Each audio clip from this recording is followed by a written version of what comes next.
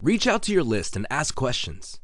Believe it or not, if you already have a list, simply reaching out to your list members is a great way of boosting responsiveness.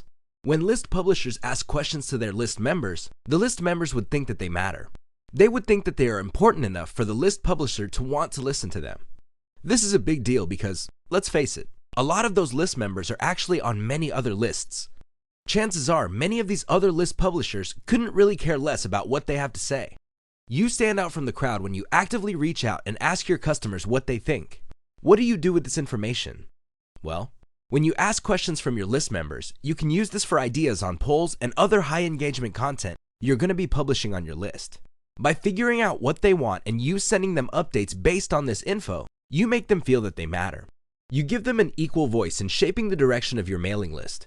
Your mailing list is no longer some sort of one-way conversation with a captive audience. Instead, it becomes a product of a two-way collaboration between the publisher and an audience. This leads to a sense of community and can produce great results down the line. Advantages. If you reach out to your list consistently and constantly, you build your list on your members' actual needs. You're not operating out of theory. You're not simply copying what your competitors are doing. Instead, the list actually involves issues that your members are definitely interested in. This increases chances that people would emotionally buy into your list. They feel that they are part of something bigger, and this fosters a sense of community. Believe it or not, this enables you to distinguish your list from your competitors. Your competitors are probably just using canned emails that were written by somebody else. A lot of the stuff their list talks about probably has nothing to do with the actual needs of the list members. It's no surprise that a lot of those emails simply do not get opened and read. Disadvantage.